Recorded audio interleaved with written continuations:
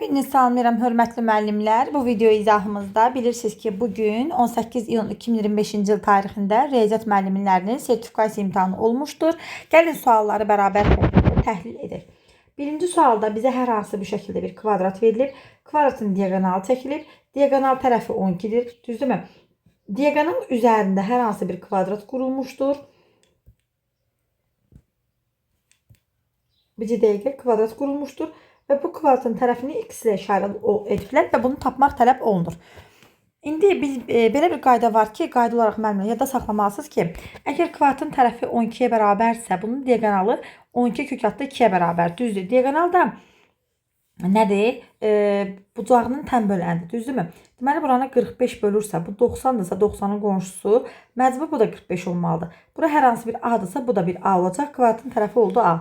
Düzdürmü? Və yaxud da mən x demişdim də eyni şeydir. A olsun. Bu 90 dərəcədirsə, 45 dərəcədirsə, bu da 45 olacaq. Onda bura oldu neçə? A. Bərabər tərəflərə bölür deyə, 3 bərabər hissəyə bölür deyə A-nı tapmaq üçün, bizə lazım olan kvadratın tərəfini tapmaq üçün 12-ni bölərəm, 12 kökdə 2-ni bölərəm 3-ə bərabər 4 kökdə 2 bizim bir doğru cavabımızdır. Çox rahat sualdır bu sual.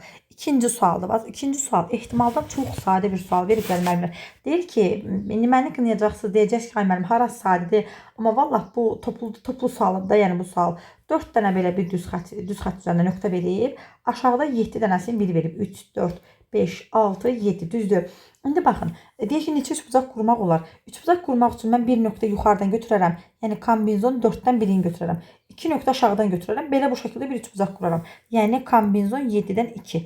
Üstə gələk və yaxud da belə götürərəm. Bir nöqtə buradan aşağıdan götürərəm. Kombinzon 7-dən 1. 2 nöqtə yuxarıdan götürərəm. Bu şəkildə quraram üçbucağımı. Vurulsun kombinzon 4-dən 2. O da bərabər. Hesablasam 84 bölü 100. 6, 6, 6, 6-nı 7-yə vursam 42 bərabərdir 126. Doğru cavab oldu. 126 ikinci sualımızın həlli. Üçüncü sualımız belə bir bərabərsizlik verib müəllimlər bizə. X kvadratımız 36 vurulsun kökün altında x plus 7 kiçik bərabər 0. Vuruqlarına ayırsam x minus 6, x plus 6 vurulsun kökün altında x plus 7 kiçik bərabər 0. Düzdürmü? Və deyir ki, x alabiləcəyi ədədlərin sayını tapın deyir. O zaman müəllimlər necə eləyərik? Sıfırlarını taparam. Mənfi 7 daxildir. Mənfi 6 daxildir. Müsbət 6 daxildir. Əlbəttə ki, mənfi 7-dən kiçik qiymət verə bilmərəm. Çünki kök altı ifadə mənfi ola bilməz. Düzdür. 7 versəm müsbət, mənfi, müsbət. Mənə mənfi aralıq lazımdır. Mənfi 6, 6 aralığı. Düzdür. Bir də 7 də kökdə. 7 qiymətini qoyan, mənfi 7 daha doğrusu. Mənfi 7 qiymətini qoyanda 0-a bərabərlik ola bilər. Və mənfi 7. Deməli, həllər sayını soruşur. 13 burada, biri burada. Neçə oldu? 14. 14 tam həlli vardır. Bu neçənci sual idi? Bu üçüncü sual idi. İndi dördüncü suala baxaq. Sual nömrə 4. İntegraldandır. Y bərabər x kubu, y bərabər 3-cüdən çoxaltı x xətlərlə hüdlanmış fiqurun sahəsini tapın. Baxın müəllimlər, bu bizim x kubu funksiyamızdır, düzdür. Bu da bizim 3-cüdən çoxaltı x funksiyamızdır. Bizdən bax bu sahəni soruşur. Bu biraz çox şey oldu, belə olsun. Aha. Mən bunları bərabərləşdirsəm, x-in kubu bərabərdir 3-cüdən çoxaltı x sərhədlər tapmaq lazımdır bizim müəllimlər. Deməli, buradan bunu minus yazıb bir tərəfə keçirib bərabər 0 kimi yaza bilərəm. 3-cüdə çoxaltı x-i çıxarsam, 3-cüdə çoxaltı x-in üstü 8, minus 1 bərabər 0. X bərabər 0, x bərabər mənfi 1, x bərabər müsbət 1. Deməli, baxın, bura oldu kəsmə nöqtəsi mənfi 1, bura oldu müsbət 1. Mən integral 0-dan bir sahəni hesablayaram. Bu da eyni cavab olacaq da. Vuraram 2-yə. Bu qədər sadə. İntegral 0-dan bir də sadəcə, müəllimlər, baxın, mən belə sadə deyirəm. Bəlkə də sizin acığınıza gələr. Amma necə? Zaten bunu həll edəndə 3 dənə kök alırıq da, düzdür. 3 dənə kök sıfırları belə bu şəkildə. Bunun siz qrafikini qurmağı bacarmalısınız. Əgər əyri-xəttli trapesiyanın sahəsini soruşursa, qrafikini qurub bacarmalısınız ki, mənə nəyi soruşur? Mən haranı tapmalıyam? Necə tapmalıyam? 0-dan 1-ə x-in üstü 3 minus 3-cüdən çoxaltında x, yəni x-in üstü 3-də 2 dx, düzdürmü? Burada qalacaq x-in üstü 4 bölünsün 4 minus x-in üstü 3-də 2 yox, 3-də 1. 3-də 1, 3-də 1 gəlsəm 3-də 4 bölünsün 4-də 3. 0-dan 1-ə 0 qoymağın bir mənası yoxdur. 4-də 1 minus 4-də 3. Sahə mənfi ola bilməz. 4-də 2, 2-də 1. Bax, bu sahə 2-də 1-dirsə, onda aşağıdakı sahə də 2-də 1-dir. Onda ümumi sahə nəyə bərabər olacaq? 1-ə. Hardan aldıq? 2-də 1-in üstünə 2-də 1 gəlmiş olduq. 5-ci suala baxaq. Nə soruşur? Mənfi 8-in kvadratı minus mənfi 4-ün kubu bölünsün. Mənfi 8-in kvadratı minus 4-ün kubunun kvadratı. Bax, bu mənfi 64, mənfi 64, mənfi 128. Bu mənfi ilə vurulur, müsbət 128. Yuxarıda qalır 64 plus mənfinin kubu mənfidir. Qarşıdakı mənfiyə vursan müsbət olur. Düzdürmü? 128-i 128-ə bölsən 1 edir. 1-in kvadratı 1. Doğru cavab oldu 5. Növbəti 6-cı sual. İndi baxaq. Bax, belə bir sual. Bir üstə gələk sinus 2x bölünsün. Sinus x üstə gələk kosinus x minus kosinus x. Bizə nə soruşur? Sadələşdirin. Sadələşdirin müəllim. Mən burada bir yazaram ki, sinus kvadrat x plus kosinus kvadrat x plus 2 sinus 2x açaram ki, 2 sinus x kosinus x şəklində bölünsün. Sinus x plus kosinus x minus kosinus x bərabər. Bax, bu sürət mənə nəyi verir? Çətin deyən müəllimlər, baxın. Bu sürət mənə verir sinus x plus kosinus x mörtəzə kvadrat bölünsün. Sinus x plus kosinus x minus kosinus x. Düzdür. Bununla bu gedir ixtisara. Əlimdə nə qaldı? Sinus x plus kosinus x minus kosinus x. Müsbət mənfi kosinuslar getdi. Cavabım oldu sinus x. Bax, belə. Nömrə bu 6-cı sual idi. İndi 7-ci sual. Sual 7. 0, 3, 4, 5, 6, 7. Rəqəmlərlə düzələn bütün 4 rəqəmli ədədlərdən biri seçilir. 4 rəqəmli ədəd düzəldim. 1, 2, 3, 4. 0 ilə başlayan ədəd seçilə bilməz. Düzdür. Ona görə mənim əlimdə birinci yerdə yazılmaq üçün 5 dənə seçim haqqım var. Bütün deyir, rəqəmlər deyir, seçilir deyir. 4 rəqəmli ədədlər düzəldir, seçilir. Bu rəqəmlər düzəldir. Məsələn, bu getdi. İkinci yerə 0 yazıla bilər. 2, 4, 5 dənə, sonra 4 dənə, sonra 3 dənə. Məxrəcə yazıram 5 vurulsun, 5 vuraq, 4 vuraq, 3. Bu şəkildə. Surətə deyir ki, seçilən ədədin tək olma ehtimalı. Tək deyirsə 4 rəqəmli seçilməlidir, düzdür. Tək deyirsə, sonu ya 3-dən bitər, ya 5-dən bitər, ya 7-dən bitər. Yəni, mənim burada yazmaq haqqım sona 3 dənə hər hansı bir ədəd var. Bu üçündən birini yazmalıyım. Məsələn, 7-ni yazdım. Başlığı 0 yazıla bilməz deyə əvvələ 4 yazıram. Bu şəkildə. Sonra, məsələn, yəni 4 bilsin nədir? Bu 4 deyil, ha. 4 dənə seçim haqqım var, o deməkdir. Məsələn, mən 6-nı yazmışam. İkinci yerə 0 yaza bilərəm. Yenə 4 dənədir. Vuraq 3. İxtisarıma aparsam, bunu deməli ixtisar aparsam 3, 3, 4, 4 getdi. 25-də 12 və yaxud da 0,48. İndi bu şərti dəqiq bilmirəm də müəllimlər. Burada rəqəmləri müxtəlif deyir, rəqəmlər fərqli deyir. Ona görə də yəni mənə atdıqları suala görə cavab bu şəkildə olmalıdır. Əgər düz şəkildə atılıbsa. Növbəti deməli 8-ci suala baxaq. Sual nömrə 8. Görək nə deyir. Aha, y bərabərdir. X kvadrat minus 4x plus 1 funksiyası çəkilən toxunan y bərabərdir. Mənfi 4-də 1x plus 5 düz xəttinə perpendikullərdir. Toxunma nöqtəsinin koordinatları cəmini tapın. İndi baxın, perpendikullərdirsə biz bilirik ki, onların k-ları toxunan və bu düz xəttin k-lar hasili mənfi 1-ə bərabər olmalıdır. K vurulsun, mənfi 4-də 1 bərabər, mənfi 1, k bərabərdir 4. Yəni, bunun törəməsi nəyə bərabər olacaq? 4-ə bərabər olacaq. 2x minus 4 bərabərdir 4. 3x bərabər 8, x bərabər 4. X-in 4 qiymətini gətirib yerinə yazsam, y bərabər 16 minus 16 plus 1 bərabərdir 1. Deməli, nöqtənin koordinatları 4, 1 oldu və bunların cəm olacaq 5. Çox rahat törəmə sualı idi. Sonra 9-cu sual. Görək nə deyəcək? X plus y bərabərdir. X plus y bərabərdir 2a plus 6. X minus y bərabər 2. Sistemindən x, y hasilinin ən kiçik qiymətini tapın. X, y hasilini. Deməli, mən birinci tərəfə toplasam, 2x taparam. 2a plus 8. X də bərabər a plus 4. Əla, tapdıq mı? Tapdıq. Gəl tərəf-tərəfə çıxaq. Tərəf-tərəfə çıxanda 2y bərabər 2a plus 4. Y bərabərdir a plus 2. Tapdıq, yenə tapdıq. Bunun ən kiçik qiyməti. X, y-ə vuraq görək. A üstə gələk 4-ü vuraram. A üstə gələk 2-yə. A kvadrat plus 6a üstə gələk 8. Nə soruşur bizdən bir dəqiqə? Hasilinin ən kiçik qiymətini. Mən də bunu yazaram ki, a üstə gələk 3-ün mörtəzə kvadratı minus 1 şəklində. Deməli, a mənfi 3 qiymətində ən kiçik qiymət alır. Ən kiçik qiymətində elə özü mənfi 1-ə bərabər olmuş olur. Cavabımız oldu mənfi 1. Çox rahat sualdır müəllimlər. Mən buna çətin deyə bilmərəm həqiqətən. Sonra, bəlkə də məni qınayacaqsınız ki, müəllim, siz öyrəşmişsiniz falan filan, amma toplu sualdır, valla toplu sualdır. Rahat sualdır bu. Növbəti, tam da olmasa da, yəni, topluya oxşar dəyişik suallardır. 10-cu sual. Deyir ki, x-in kubu üstə gələk, 2x kvadrat üstə gələk, 4x üstə gələk, n çox hərcisini. Emin hansı qiymətində x plus 1-ə böləndə qalıq 9 olar. Görün necə rahatdır. Bunu mən 1000 dəfə demişəm ki, müəllimlərimə. Bezdiyə görə bunun bölənin sıfırını tap. Get çox əldə yerinə qoy. Qalığa bərabər et. -1 üstə gələk 2 minus 4 plus m bərabərdir 9. Düzdürmü? Burada 1 qalır. Deməli, -3 ilə m də bərabərdir. Neçə olacaq? Bir dəqiqə. X plus 1'e deyil bölünməsindən qalıq 9 olar. Elə mi? Düz yazdım mı? X kubu üstə gələk x kvadrat plus 4x plus m ay sağ ol. X 1'ə böldükdə -1 bir dəqiqə yazaq. -1 üstə gələk 2 minus 4. Yəni -5 -3. -3 üstə gələk m bərabər 9. M də bərabər 12. Yəni bu şəkildə olmalıdır. Əgər çoxədli bizə doğru şəkildə verilibsə, müəllimlər bax bu şəkildə həll olunmalıdır. Bir də həll edirəm hər ehtimala qarşı. -1 qoysam, -1 plus 2 minus 4, -5, -3. Düzdürmü? -3 üstə gələk m bərabər 9, m də bərabər 12. Bəli, bu şəkildə atılıbdır. Yəni bu şəkildə olmalıdır.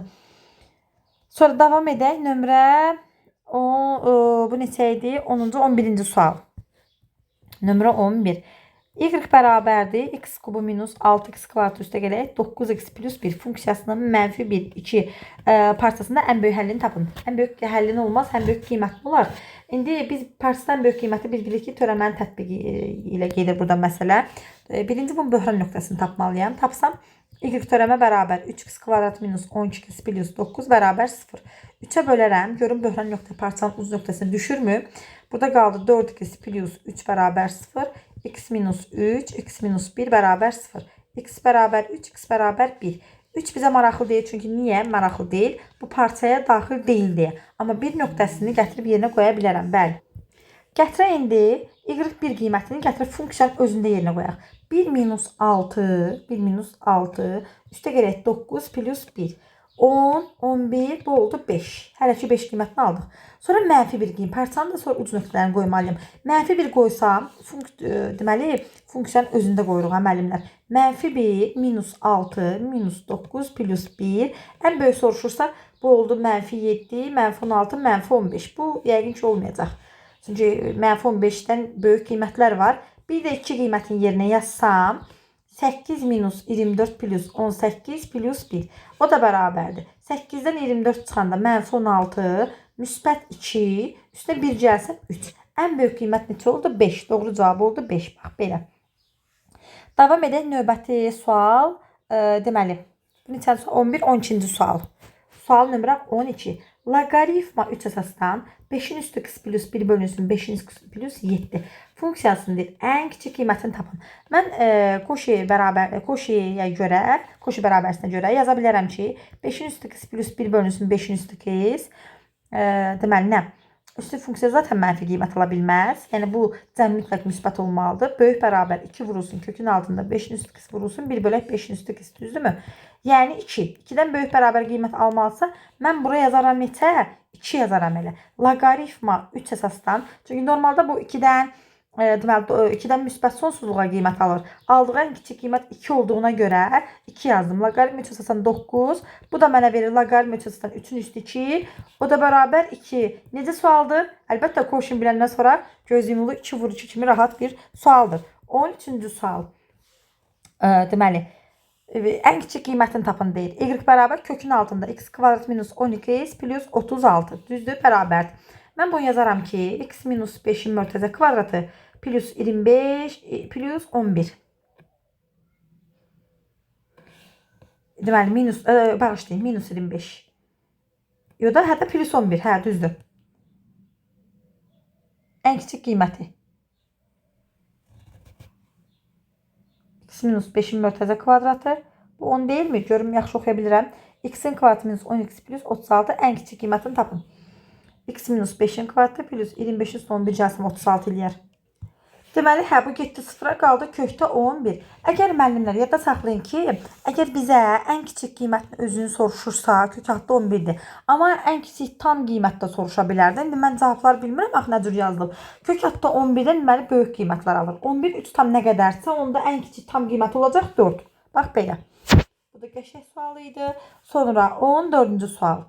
Sual 14. Deyir ki, belə bir ehtimal məsələsidir. Bir dəqiqə. Aha, nömrə 14. Belə bir ehtimal məsələsidir. Baxaq görə necə.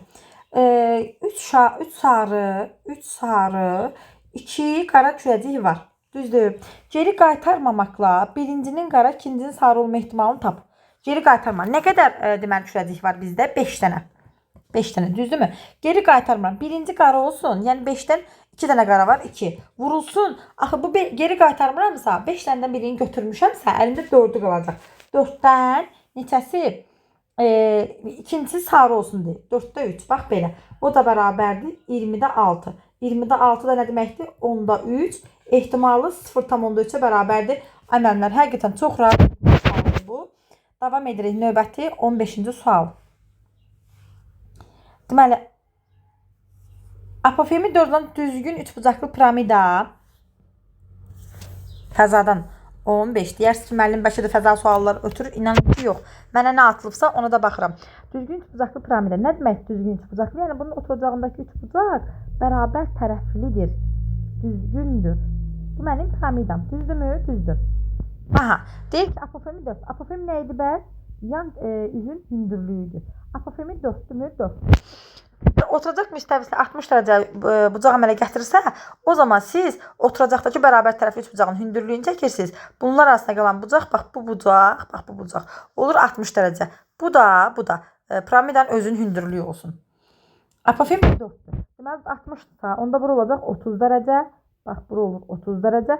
30 dərəcə bucaq qarşısına katit hipotenuzun yarısına bərabərdir. 60 dərəcə bucaq qarşısına katit digər katitin kökü timisinə bərabər olmuş olur.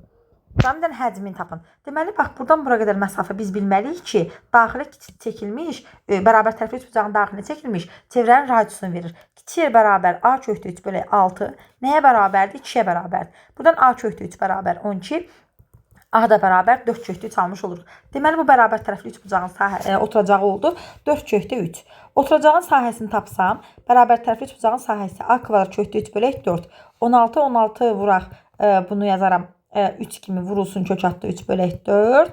Burada qaldı 12 kökdə 3. Sahəsi oldu, oturacağın sahəsi oldu 12 kökdə 3. Düzdür. Məndən həcmini soruşur. V bərabər 3'də 1 vurulsun. S oturacaq, vurulsun hündürlük. 3'də 1 vuraq, S oturacaq. 12 kökdə 3, hündürlük 2 kökdə 3. Bu 3'lər getdi. 12'ni də 2'yə vursam 24. Möhtəşəmin bir sual idi. Çox qəşəngdir. Ya orta səviyyədə bir sual, çətin deyə bilmərəm. Sonra növbəti sual. Deməli, bir dəqiqə çəkim. Çəkdim. Müəllimlər, görün necə rahat bir sualdır həqiqətən. Konkret qaydanı bilirsən, tətbiq edirsən, başqa heç nə əlavə fikirləşməyə ehtiyac yoxdur. Deyir ki, B-yi Y-yə bərabərdir. Mən yazdım. B-yi Y-yə bərabər. Yəni bunlar ikisi bir-birinə bərabər. Düzdür. AD-nin uzunluğu 12-dirsə, onda bu oldu 6. Burada trapesiyanı gör. Bizə bu Y-nin bax perimetrini soruşur. Diqqətlə baxın. Bura A olsun, bura B olsun. Düzdür? Bax bura B olsun. Məcbur paralleloqram tərəfi olduğuna görə burada A olacaq. Məndən nə soruşur müəllimlər? Y-nin perimetrini. Yəni A üstə gələk, B üstə gələk 6'nı soruşur. Düzdürmü? Düzdür. Biz bilirik ki, trapesiyanın daxilinə o zaman çevrə çəkilir ki, çəkilə bilər ki, o zaman qarşı tərəflərin cəmi bərabər olsun. Deməli, mən A plus B cəmini tapmaq üçün B oturacaqla kiçik oturacağı cəmləməliyəm. 18'ə bərabərdir. Bunun yerinə 18 yazaram mı? Yazaram. 18 plus 6 bərabər 24. Tutardı, getdi. Çox rahat bir məsələ idi bu həqiqətən. Növbəti 17-ci sual. Belə bir sualdır. Düzbucaqlı trapesiyanın oturacaq düzbucaqlı trapesiya verir bizə. Taxçaransı belə bir şey düzbucaqlı trapesiyadır. Oturacaqları deyir 3 və 5'dir. Onda bura 3'dür. Bura olur 2. Düzdür? Hündürlüyünü çəkmişəm. Yan tərəfi 6'dır. Olsun 6. Böyük yan kiçik tərəf üzərində fırlanmasından. Fırlatsaq müəllimlər, deməli biz nə alırıq? Nə almış oluruq? Deyim sizə. Alırıq, deməli fırlatdıq. Onda bu da 3 olur. 3 olur, bura 2 olur, bu da olur 6. Fırlanmasından bax fırlatdım, görürsünüzmü? Alınan deyir, nəyin? Fiqurun yan səthinin sahəsini tapın. Kəsik konusu alındı. 2 dəfədir sertifikasiyaya kəsik konusu alındı. Bəli, mən buna nisbətən çətin deyə bilərəm, amma o qədər də çətin deyil. Niyə? Konkret düsturdur. Kəsik konusunun yan səthinin sahəsini tapın. Ümumiyyətlə konusunun yan səthinin sahəsi pi r l-dir da. Düzdür, elə deyil. Sadəcə burada nəzərə alın ki, kəsikdə 2 dənə r var da. Pi vurulsun, r plus r vurulsun r. Bax belə. Bu düsturla hesablanır. Bərabər qoyaq. Tamam, hesablayaq. Pi vurulsun. R'in biri neçədir? Bax, böyük R. 5'dir. Balaca ev 3'dür. 5 üstə gələk 3. Evim də 6'dır. O da bərabər 48 pi. Qutardı getdi. Çox rahat bir sual. Deməli belə bir sualdır. Mənimlə x kvadrat minus 8x bərabər 1 olarsa, bax bu cəmi tapın. Yenə çox rahat sualdır. Mən buna çətin deyə bilmərəm. Hər tərəfi x-ə bölə x minus 8 bərabərdir 1 bölü x. Atıram bir tərəfə x minus 1 bölü x bərabər 8. Sonra mənimlə nə edirəm? Hər tərəfi kvadratı yüksəldirəm. Atıram x-in kvadratı üstə gələk 1 bölü x-in kvadratı minus 2 vurulsun x vuraq 1 bölü x bərabərdir 64. X-lər getdi mi? Getdi. Nə qaldı əlimizdə? X kvadrat plus 1 bölü x kvadrat bərabər 66. Doğru cavab oldu. 66 belə möhtəşəm bir sual idi. Növbəti 19-cu sual. Deyir ki, mənimlə perimetri 24 olan kvadratın daxilində, tərəflərin bir orta nöqtələrini ardıcıl birləşdirməklə kvadratlar çəkilib. 2 dəqiqə sual artıq telefonun enerjisi də dözmür bizə. 2 dəqiqə. Yığmadı. Hə, yığır. 4%. Suallar çünki buradan oxuyuram mənimlə. WhatsApp-a buradan göndərirlər. Aha, kvadratın bir daxilində perimetri 24-sə tərəf oldu 6. 6-dırsa yarı bölünür 3, 3, 3. Deməli bunun sahəsi neçə oldu? Bir dəqiqə. Qoy bir dənə məsələni oxuyum. Perimetri 24 olan kvadratın daxilində tərəflərin orta nöqtələrində kvadrat çəkilir və bu bir neçə dəfə davam edir. Alınan kvadratların sahələri cəmini tapın. Başda hesablayaq. Deməli, birinci kvadratın tərəfi əgər 6-dırsa sahəsi olur 36 virgül. Keçirəm ikinciyə. 3 kökdə 2-dir da, elə deyil. 3 kökdə 2-dirsə 3 kökdə 2. Deməli, yeni kvadratın tərəfi olur 3 kökdə 2. Sahəsi olacaq 18. Fikir verin. İndi mən 3 kökdə 2-ni tutaq ki, yarı bölmək istəyirəm. Çünki orta nöqtəsində deyil. Düzdürmü? 3 kökdə 2 bölək 2. Bunu kökdə 2-yə vursam 3 olur. 3 olursa deməli 9. Fikir verin müəllimlər. Fikir verin. Heç bunlar lazım deyil. Burada nəyə fikir verin? Bu bir neçə dəfə davam edir. Biz bilmirik. Deməli bunun B1-i 36-ya bərabərdir. Q-sü isə 18 bölü 36 2-də 1-ə bərabər. Sonsuz olan həndəsizlə var. Düstur S bərabər B1 bölünsün 1 minus Q. 36 bölünsün 1 minus 2-də 1 bərabərdir. 72. Sahələr cəmi olmuş oldu 72. Baxıram görün başqa bir sual qalıbmı? Yox, qalmayıbdı. Bir dəqiqə baxım hər ehtimala qarşı. Bəli, belə bir sual da atıldı indi. 20-ci sual. 6 ədədin ədəd ortası 25'dir. Deməli 25'i vuraram 6-ya. Bu ədədlərin cəmi 150'dir. 2 ədəd çıxsa, 2 ədədin cəmi olsun A. 6-dan ədəd var isə 2'si çıxdı, qalıb 4'ü. Ədəd orta 30 oldu. Düzdürmü? Deməli buradan A bərabər oldu 30. Deməli 2 dənə ədədin cəmi 30'uymuş. Bu belə. Həmin 2 dənə ədəd ortasını soruşur. 30'u bölərəm 2'yə bərabər 15. Doğru cavab oldu 15. Çox rahat sual. Yəni hələ ki əlimdə olan suallar bu qədərdir müəllimlər. Belə düşünürəm ki, bax 20 suala 23 dəqiqə vaxt sərf elədim. Görürsünüzmü? Hələ oradan oxuya ala yarımçıqda qoy belə deyim. Yəni o qədər çətin suallar deyə bilmərəm. Vaxt aparan suallar müəllim yenə deyə bilmərəm. Əgər yadda saxlayın ki, bir müəllim daim öz üzərində işləyirsə, sualı görən kimi sualın həll yolu da onun yadına düşməlidir. Fikir versiniz, mən inanın ki, bu sualları nə oturub əvvəldən işləməmişəm, nə həllərini bilmirəm. Sizin gözünüzün qabağında bunları bir-birinə həll etdim. Ola bilsin ki, hardasa nəsə belə deyim, necə deyim, yəni hesab səhvim olar. Buna görə sizdən əvvəldən üzr istəyirəm. Amma həqiqətən, yəni o qədər də çətin suallar deyildi. Belə. Sadəcə burada bir dənə başa düşmədiyim, Əbu Bəkov sual başa düşmədiyim deməyim də, yəni sualın tam şərtini anlaya bilmədim. Əbu Bəkov məsələsi qaldı. Onu da yəni bilmirəm, sual yarımçıqdır yoxsa yarımçıq deyil. Onu kim bilirsə mənə zəhmət olmasa WhatsApp-dan göndərər. Belə, bu qədər diqqətinizə görə sağ olun.